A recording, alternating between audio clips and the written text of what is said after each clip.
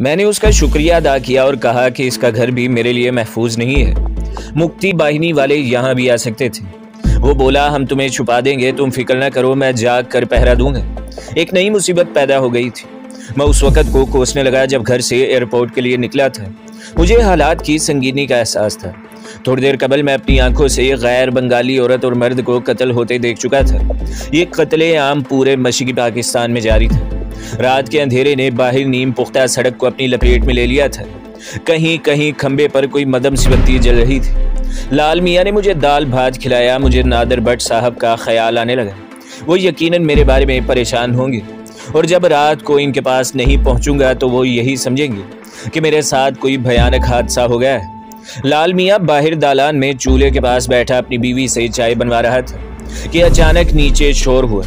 لال میاں لپک کر میرے کمرے میں آیا۔ اس نے کھڑکی کھول کر نیچے دیکھا۔ کسی نے نیچے سے آواز دی۔ لال میاں نے اوپر سے جواب دیا۔ باتیں بنگلہ زبان میں ہو رہی تھی جو میری سمجھ سے باہر تھی۔ اس نے جلدی سے کھڑکی بند کر دی اور بولا وہ محلے کے آدمی ہیں، وہ علاقے میں غیر بنگالیوں کو قتل کرنا اور ان کے مکان لوٹنے کے لیے مجھے سال لے جانے آئے ہیں۔ تم گھبرانا نہیں بابو، میری زلیخا پہرا دے گی، ادھر کوئی نہیں آئے گا۔ یہ کہہ کر وہ تیزی سے سیڑھیاں اتر گیا۔ شاید وہ غنڈوں کو ہر ممکن جلدی اپنے مکان سے آگے لے جانا چاہتا تھا۔ میں کمرے میں خاموش بیٹھا رہا۔ زلیخا نے مجھے چائے لا کر دی اور ٹوٹی پھوٹی اردو میں مجھے حوصلہ دیا اور کمرے کا دروازہ باہر سے بند کر کے تالا لگا دیا۔ مکان کے نیچے غنڈوں کا شور آگے نکل گیا تھا۔ پھر خاموشی گہری ہوتی گئی۔ 1 گھنٹے بعد کرفیو کا سائرن بج اٹھا۔ شہر میں کرفیو لگ گیا تھا، لیکن عجیب بات یہ تھی کہ کرفیو لگنے کے باوجود فوج گشت نہیں کرتی تھی۔ فوج کو تو شہر میں داخل ہونے کی اجازت ہی نہیں تھی۔ پاک فوج صرف چھاونی کے علاقے تک ہی محدود تھی۔ چنانچہ کرفیو کے بعد غنڈہ عناصر مکتی باہنی کے ساتھ مل کر غیر بنگالیوں کے بچے کچے گھروں پر دھاوا بول دیتے۔ مردوں کو وہی قتل کر دیتے، عورتوں کو اغوا کر کے لے جاتے اور مکان لوٹ کر انہیں آگ لگا دیتے۔ یہ لاقانونیت اور بربریت کھلے بندوں ہو رہی تھی۔ یحییٰ حکومت حالات کے آگے بے بس تھی۔ لال میاں آدھی رات کو واپس آیا۔ میں جاگ رہا تھا۔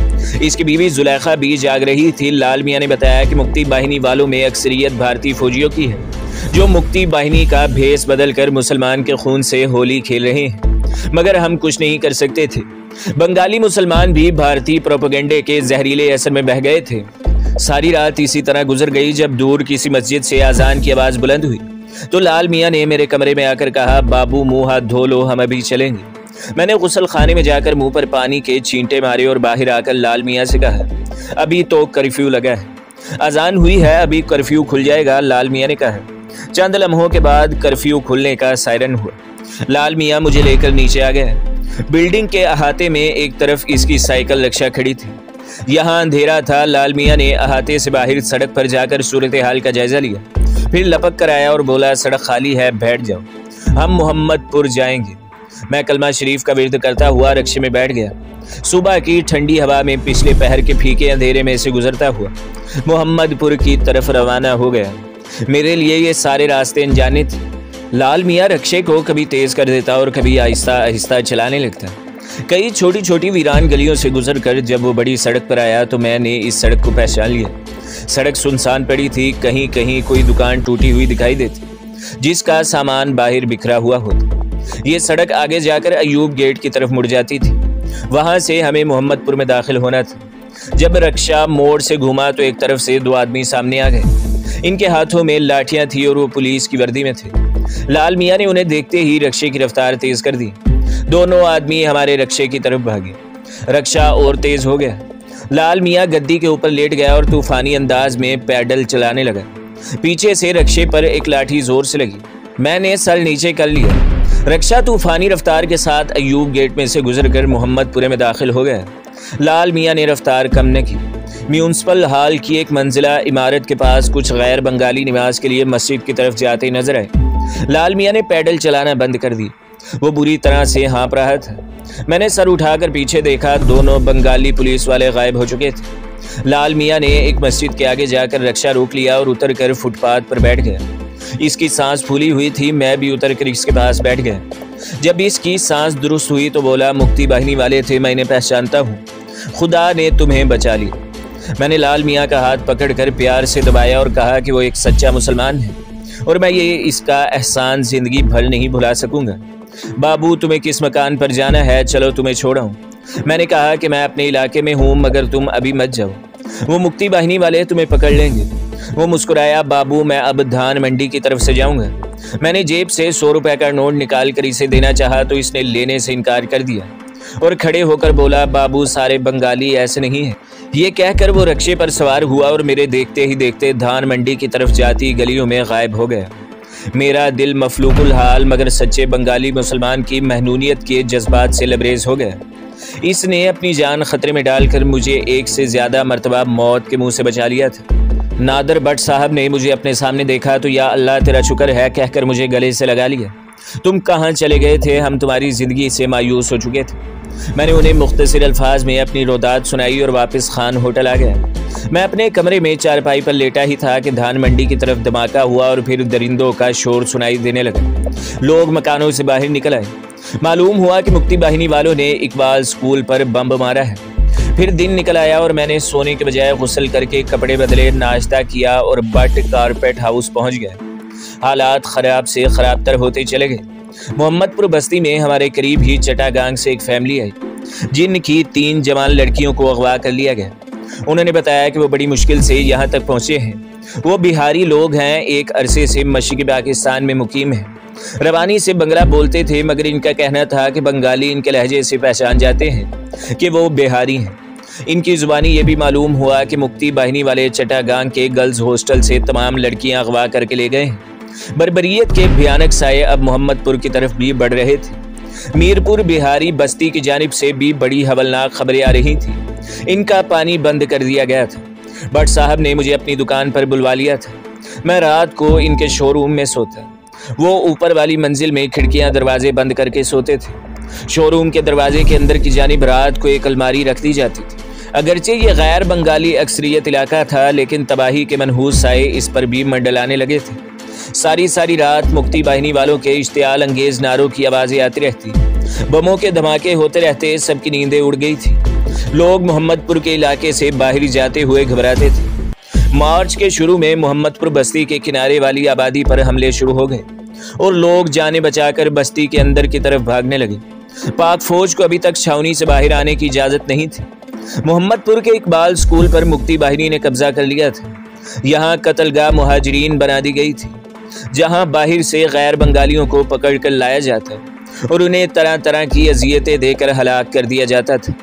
ساری بستی خوف و ہراس میں ڈوب گئی تھی۔ نادر بٹ ہر وقت پستول لگائے رہتے۔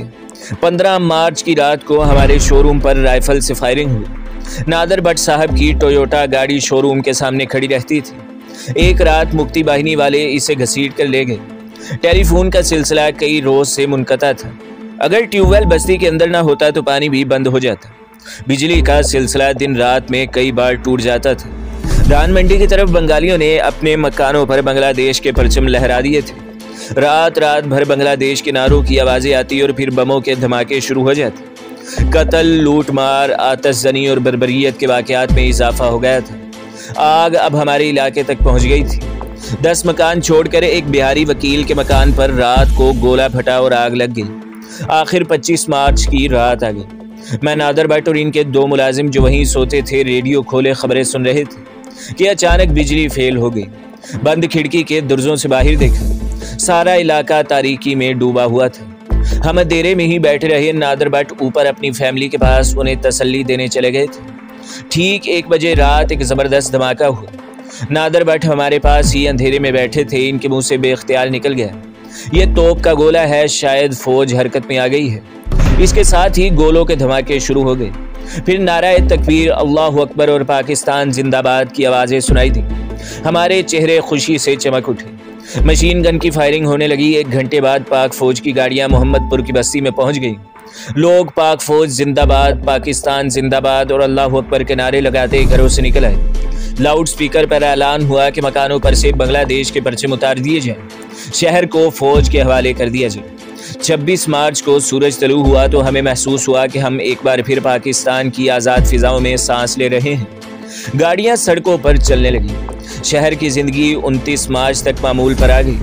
لیکن مشرقی پاکستان کے دوسرے شہروں اور خاص طور پر سرحدوں پر پاکستان کی سالمیت کو بچانے کی جنگ جاری تھی۔ پل ٹوٹ رہے تھے، کارخانوں، دفتروں اور بینکوں سے شرپسند لوگ بھاگ گئے تھے۔ مغربی پاکستان سے فوج اور ٹیکنیکل سٹاف کی آمد کا سلسلہ شروع ہو گیا تھا۔ فوج کا تحفظ ملا تو ایئرپورٹ پر بیٹھے ہوئے لوگ واپس اپنے گھروں میں آ گئے۔ جو بنگالی اپنی دکان چھوڑ کر بھاگ گئے تھے، ان کی دکانیں دوسرے لوگوں کو الاٹ ہونا شروع ہو گئی تاکہ شہری زندگی کا کاروبار معمول پر آ جائے۔ پی آئی اے کی سروس بھی بحال ہو گئی۔ میں نے نادر بٹ سے درخواست کی کہ وہ مجھے ہوائی جہاز کا ٹکٹ لے دیں تاکہ میں کراچی واپس چلا جاؤں۔ انہوں نے میرے کندھے پر ہاتھ رکھ کر کہا، برخوردار، اب تمہیں اپنا ملک چھوڑنے کی کیا ضرورت ہے؟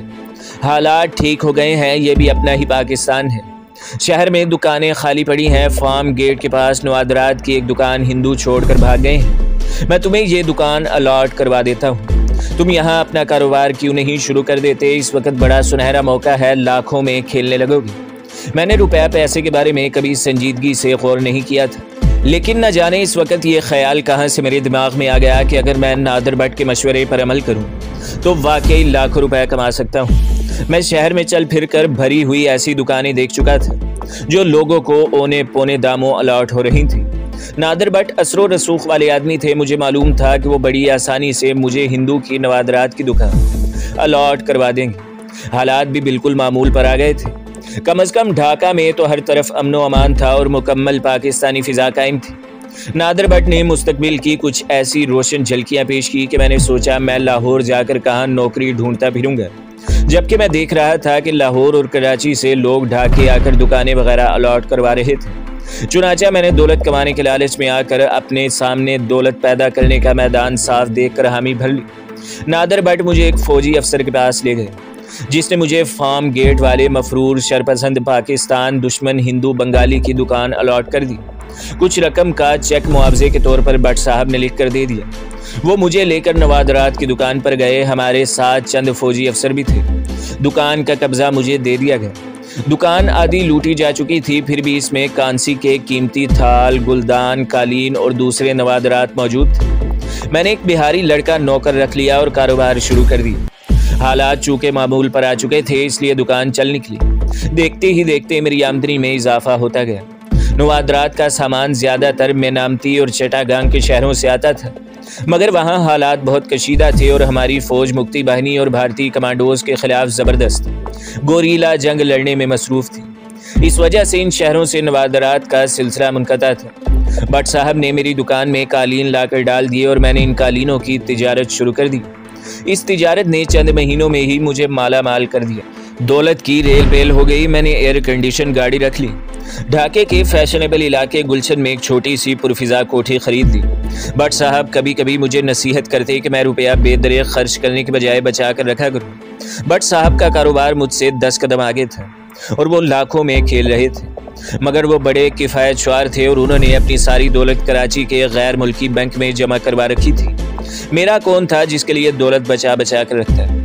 چنانچہ مجھ پر ان کی نصیحت کا کوئی اثر نہ ہوا اور میں عیاشیوں میں پڑ گیا۔ میرے اندر کا جفاکش کمانڈو شیر پنجاب بھری گہری نیند سو گیا۔ سرحدی علاقوں میں صورتحال بگڑتی جا رہی تھی، ہم اس صورتحال سے بے خبر تھے۔ کبھی کبھی اس قسم کی افواہیں ضرور سننے کو ملتی کہ بھارتی فوج سادہ لباس میں مشرقی پاکستان کی سرحدوں میں گھس آئی ہے اور مکتی باہنی کے شانہ بشانہ لڑ رہی ہے۔ ایک بار یہ افواہ بھی سنی کہ راجشاہی میں پاکستانی فوج کی ایک پوری کمپنی کو مکتی باہنی والوں نے شہید کر دیا ہے، لیکن مغربی پاکستان سے باقاعدہ کمک پہنچ رہی تھی۔ اس لیے ہم اپنی جگہ مطمئن تھے اور زندگی کا کاروبار معمول کے مطابق ہو رہا تھا۔ اگست ستمبر میں ڈھاکہ موسلا دھار بارشوں کے زد میں ہوتا۔ میں نے اپنی گلشن والی کوٹھی میں زندگی کی ہر آسائش جمع کر رکھی تھی۔ کون سی ایسی نعمت تھی جو میرے پاس نہیں تھی؟ شو روم پر میرا مینیجر اور دوسرے نوکر بیٹھتے تھے۔ میرا زیادہ وقت اپنی کوٹھی کے ایئر کنڈیشن کمرے میں میوزک سنتے، پروجیکٹر پر غیر ملکی فلمیں دیکھتے اور اونچی سوسائٹی کی خواتین کی دعوتیں کرتے گزرتا تھا۔ میں جو کماتا اسے اڑا دیتا تھا۔ اکتوبر کا مہینہ آیا تو سرحدی شہروں سے تشویش انگیز خبریں آنے لگیں۔ مکتی باہنی کی تقریبی سرگرمیاں ایک بار پھر شروع ہو گئیں۔ اگرچہ ڈھاکہ میں امن و امان تھا، مگر دوسرے شہروں میں حالات بدتر ہو رہے تھے اور وہاں سے ایک بار پھر غیر بنگالیوں کی ہجرت شروع ہو گئی تھی۔ ایک رات بٹ صاحب میرے ہاں آئے، وہ کچھ پریشان تھے۔ انہوں نے بتایا کہ سیاستدانوں کی ناسمجھی اور خود غرضی کی وجہ سے ملکی حالات اچھے نہیں ہیں۔ فضا میں کوئی بہت بڑا خطرہ منڈلا رہا ہے اور سرحدوں پر ہماری فوج قسم پرسی کے عالم میں اپنی بقا کی جنگ لڑ رہی ہے۔ میں بھی فکر مند ہوا اور فوراً تجویز پیش کی کہ ہمیں سارا کاروبار ٹھکانے لگا کر یہاں سے نکل جانا چاہیے۔ بٹ صاحب ہنس پڑے، دیکھا مال کتنا پیارا ہوتا ہے، برخوردار ابھی حالات اس مقام تک نہیں پہنچے اور پہنچے گے بھی نہیں، سب ٹھیک ہو جائے گا، تم صرف ایک کام کرو جس کے لیے میں تمہارے پاس آیا ہوں، ادائیگیاں روک لو اور وصولیاں شروع کر دو، سارا روپیہ کسی غیر ملکی بینک میں جمع کرا دو۔ میں نے بٹ صاحب کی تجویز پر عمل شروع کر دیا۔ 10-15 روز کے اندر میں نے مارکیٹ میں جتنا سرمایہ پھیلایا ہوا تھا اس میں سے تقریباً آدھا اکٹھا کر لیا۔ جب اسے اپنے بینک سے نکلوا کر ایک غیر ملکی بینک میں جمع کروانے کی کوشش کی تو میرے بینک کی بنگلہ شاخ سے روپیہ غیر ملکی بینک میں منتقل کرنے سے انکار کر دیا۔ میں بینک کے خلاف نوٹس بھجوانے کی تیاریاں کر رہا تھا کہ مغربی پاکستان کی سرحد پر بھارت نے حملہ کر دیا۔ مغربی پاکستان میں باقاعدہ جنگ شروع ہو گئی۔ ڈھاکہ میں پاکستان کے حق میں اور اس کے خلاف مظاہرے ہونے لگے۔ مشرقی پاکستان کے محب وطن لوگوں کا خیال تھا کہ جنگ صرف مغربی پاکستان کے محاذ پر ہو رہی ہے، اس لیے مشرقی پاکستان کے محاذ پر بھارت کی کارروائیاں کمزور پڑ جائیں گی اور پاکستانی فوج سرحدوں کو مستحکم کرنے میں کامیاب ہو جائے گی۔ بھارت اب یہ چاہتا تھا کہ کسی طرح پاکستان مشرقی محاذ پر بھی جنگ کا اعلان کر دے۔ آخر اس کی خواہش پوری ہو گئی اور مشرقی پاکستان نے بھی اعلان جنگ کر دیا۔ بھارت نے مغربی اور مشرقی پاکستان کے درمیان فضائی راستہ منقطع کر دیا۔ ہماری فوج مشرقی پاکستان میں محصور ہو کر رہ گئی تھی، پھر بھی ہمارے بہادر جوان ہر محاذ پر بھاری یلغار کو روک رہے تھے اور اپنی جانوں کے نذرانے دے رہے تھے۔ ڈھاکہ پر 3 ستمبر کو بھارتی بمباروں نے بم گرائے، ہمارے لڑاکا طیاروں نے 7 بھارتی طیارے مار گرائے اور 1 گھنٹے بعد کولکتہ کے فوجی ہوائی اڈے پر کھڑے بھارتی طیاروں کو بھسم کر کے رکھ دیا۔ ہمارے پاس بمبار اور لڑاکا طیاروں کی کمی تھی، اگر طیارہ مار گرایا جاتا تو اس کی جگہ لینے والا کوئی طیارہ نہیں تھا۔ میں نے ڈھاکے کے آسمان پر اپنے 2 سیبر طیاروں کو بھارت کے 8 طیاروں سے لڑتے اور انہیں گراتے دیکھا۔ مشرقی محاذوں کی حالت ناگفتہ بہ ہونی شروع ہو گئی تھی۔ شرپسندوں نے دوبارہ قتل و غارت گری کا بازار گرم کر دیا تھا۔ میں گلشن والی کوٹھی اپنے بنگالی نوکروں کے حوالے کر کے محمد پور میں بٹ صاحب کے مکان میں آ گیا تھا۔ بھارتی توپوں کی رینج کم ہو رہی تھی۔ ڈھاکہ ایئرپورٹ اور چھاونی کے علاقوں پر بم اور راکٹ اولوں کی طرح برستے تھے۔ رات کے وقت انڈین ایئر فورس کی بمباری شدید ہو جاتی تھی۔ 10 ستمبر کو ڈھاکہ ایئرپورٹ پر بھارتی طیاروں نے مسلسل بمباری کر کے اسے بالکل ناکارہ بنا دیا۔ اب ہماری فوج فضائیہ کی مدد کے بغیر لڑ رہی تھی۔ شرپسند بنگالی اور مکتی باہنی گروہ تخریبی کارروائیوں میں سرگرم تھے۔ تیل کے ذخیرے اور پل اڑائے جا رہے تھے۔ محاذ پر لڑتی فوج کی سپلائی لائن کاٹی جا رہی تھی۔ آگے دشمن تھا، پیچھے تخریب کار مکتی باہنی اور شرپسندوں کے تخریبی گروہ تھے۔ پھر بھی ہمارا جو سپاہی جس مقام پر تھا وہاں ڈٹ کر مقابلہ کر رہا تھا۔ 11 دسمبر کو بھارت نے ڈھاکہ سے 30 میل دور شمال میں ہیلی کاپٹروں کے ذریعے فوج اتار دی۔ 14 دسمبر کو ڈھاکہ گورنمنٹ ہاؤس پر بم گرے۔ اس کے ساتھ ہی ہمارے علاقے میں یہ بات پھیل گئی کہ فوجی ہیڈ کوارٹر اور دوسرے سرکاری دفتروں میں تمام فائلیں جلائی جا رہی ہیں۔ ہم ایک بار پھر محمد پور میں قید ہو کر رہ گئے تھے۔ حالات بے حد نازک صورت اختیار کرتے جا رہے تھے۔ 15 اور 16 دسمبر کی درمیانی رات کو کسی بھی بھارتی طیارے نے ڈھاکہ پر بم گرایا۔ چاروں طرف ایک عجیب ہیجان خیز سکوت طاری تھا۔ ہم میں سے کوئی بھی رات کو نہیں سوتا تھا۔ بٹ صاحب نے ایک عقل مندی کی تھی۔ فوجی آپریشن کے بعد جیسے ہی حالات کچھ بہتر ہوئے، انہوں نے اپنی فیملی کو بلیک میں ٹکٹ خرید کر خاموشی سے جہاز میں کراچی روانہ کر دیا تھا۔ میرا خیال ہے کہ مشرقی پاکستان سے کراچی جانے والے شاید وہ آخری مسافر بردار جہاز تھا۔ 15 اور 16 کی رات بڑی پراسرار اور ڈراؤنی رات تھی۔ ایک ایسی خاموشی چاروں طرف چھائی تھی جو کسی زبردست طوفان کی آمد کا پیش خیمہ تھی۔ ہم میں سے کوئی ایک دوسرے سے وہ بات کہنے کی جرت نہیں کر رہا تھا جو ہم سب کے دلوں میں تھی۔ بٹ صاحب کے دونوں غیر بنگالی نوکر چپ چاپ کونے میں دب کے بیٹھے تھے۔ کمرے میں اندھیرا تھا، بجلی کئی روز سے غائب تھی اور ہم رات کو موم بتیاں جلا کر بند کمروں میں بیٹھے رہتے تھے۔ صبح BBC نے پہلی روح فرسا خبر یہ سنائی کہ مشرقی پاکستان میں ہماری فوج نے ہتھیار ڈال دیے ہیں۔ ہمیں اپنے کانوں پر یقین نہیں آ رہا تھا۔ بٹ صاحب نے غصے میں کہا BBC جھوٹ بولتا ہے، اسلام آباد لگاؤ۔ مگر اسلام آباد نہیں آتا تھا۔ دلی لگایا تو وہاں سے بھی یہی اندوہناک خبر سنائی دی۔ بہاری نوکر پھوٹ پھوٹ کر رونے لگے۔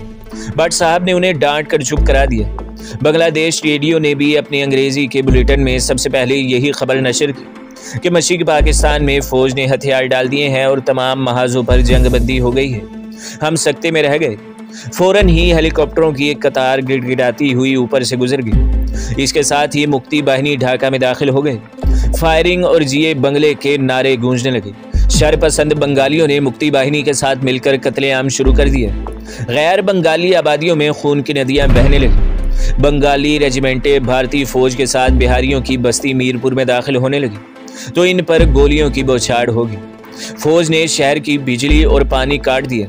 پھر بھارتی طیاروں نے بستی پر بم گرائے اور بھارتی فوج اور مکتی باہنی والے میرپور میں داخل ہو گئے اور خونریزی کا بازار گرم ہو گیا۔ غیر بنگالیوں کو گھسیٹ گھسیٹ کر باہر نکالا جاتا۔ پہلے ان کی آنکھیں سنگینوں سے پھوڑی جاتی، پھر انہیں قتل کر دیا جاتا۔ صرف میرپور کے 1 نمبر سے 6 سیکشن تک 30,000 لڑکیاں اغوا کی گئیں۔ بوڑھے اور جوان مردوں کو گولی مار دی گئی۔ بچوں اور بوڑھی عورتوں کو خطرناک جنگلوں میں بھوکا پیاسا مرنے یا درندوں کا شکار ہونے کے لیے چھوڑ دیا گیا۔ اس دوران میں ہماری محمد پور بستی بھی مکتی باہنی کی درندگیوں کی آماجگاہ بنی رہی۔ ابھی ہماری باری نہیں آئی تھی۔ ہم بستی سے باہر نہیں جا سکتے تھے۔ بٹ صاحب اور میں اپنے گورے رنگ اور قد کاٹ کی وجہ سے فوراً پہچانے جا سکتے تھے کہ ہم بنگالی نہیں بلکہ پنجابی ہیں، اور شہر کے گلی کوچوں میں پنجابیوں کو چن چن کر قتل کیا جا رہا تھا۔ ان کی آنکھیں نکالی جا رہی تھی۔ اقبال اسکول کی قتل گاہ میں ایک پنجابی کو لانے کے 100 روپے دیے جاتے تھے۔ بٹ صاحب نے اپنے شو روم کے کونے میں فرش کے نیچے ایک چھوٹا سا تہہ خانہ بنوا رکھا تھا جہاں وہ قالینوں کو پلاسٹک میں لپیٹ کر اسٹور کیا کرتے تھے۔ اس وقت مکان میں بٹ صاحب کے پاس کوئی 2 لاکھ روپے کے قریب کرنسی نوٹ تھے۔ ایک پستول تھا، 100-150 گولیاں تھیں۔ انہوں نے پستول اور گولیاں تو شو روم میں ایک جگہ قالینوں کے پیچھے چھپا دی اور کرنسی نوٹ تھیلے میں ڈال کر تہہ خانے میں رکھ دیے۔